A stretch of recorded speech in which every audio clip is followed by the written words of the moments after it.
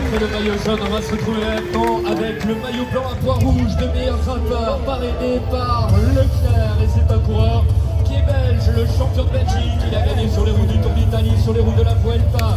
La visibilité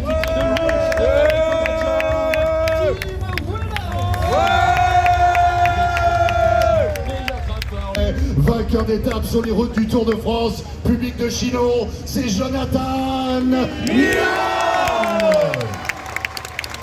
Il était passé loin du succès il y a quelques jours, mais cette fois-ci, il a été arraché la victoire dont il rêvait effectivement. Il Toro de Buia, comme on dit du côté de l'Italie, va être rejoint par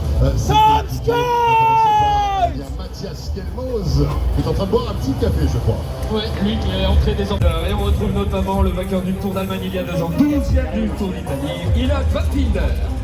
Un tout petit peu plus loin, les Pays-Bas représentés par ce coureur, deuxième participation à l'épreuve, c'est Pascal Enkamp. L'un des classiques belges, Bert van der Berg. À ses côtés, un double vainqueur du classement général de Paris-Nice, Maximilian Schachmann.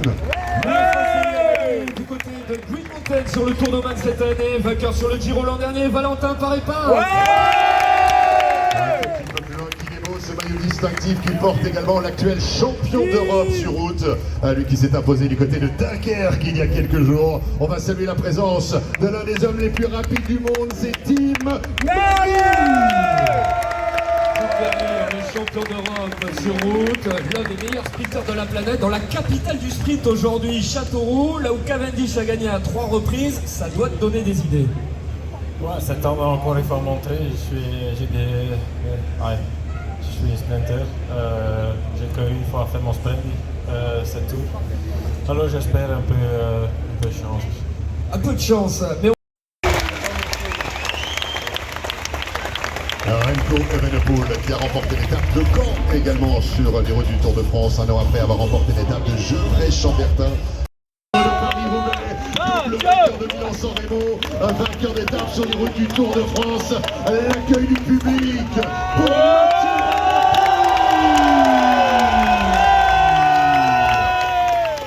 Mathieu Van Der Poel qui a porté le maillot jaune une nouvelle fois cette année, 4 ans après avoir pris le pouvoir sur les routes du Tour de France. Quel Tour de France pour lui, il a plusieurs top 10, notamment à Lille, notamment à Rouen, notamment à Mur de Bretagne où il était 5e, l'américain Matteo Jorgensen. Aux côtés de Matteo, on va aller saluer le Britannique de 32 ans, le natif de Bury, 8e participation sur les routes du Tour. Il était échappé lors de la 6e étape. Il a déjà gagné à 2 reprises par le passé sur les routes du Tour. Le classement général du Giro. On salue Simon Yates. Il est devant vous, il regarde évidemment vers les étapes à venir, vers l'étape de demain, vers ensuite les Pyrénées.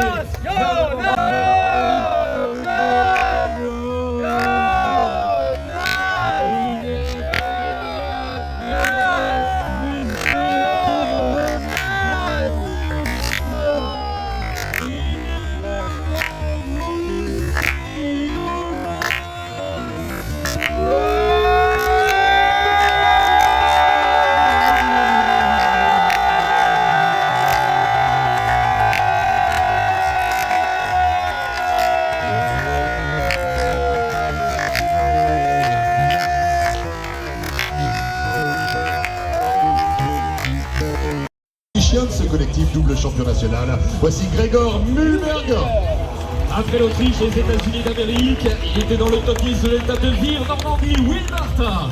À ses côtés, direction l'Espagne pour saluer un double vainqueur d'étape sur la Vuelta, Pablo Castrillo. L'un des meilleurs rouleurs du peloton, il avait été 4e de championnat du monde pour le Portugal, Nelson Oliveira. L'écran depuis des semaines, il avait gagné sur le Dauphiné. Il est champion national d'Espagne, Ivan Romeo. À ses côtés, c'est le leader de la formation en ce qui concerne le classement général. Il a été 3 fois deuxième sur ce Tour de France. Au moment ça va.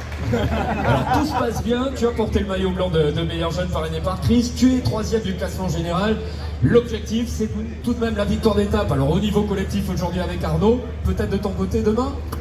Demain, ça va être une étape très dure qui nous attend, donc on va essayer de récupérer au maximum aujourd'hui et voir ce que ça va pouvoir donner demain. Voilà, demain est un autre jour, ce sera Photographie prévue évidemment pour la formation leader du classement par équipe parrainé par Basile Fit. Basile Fit, go for it.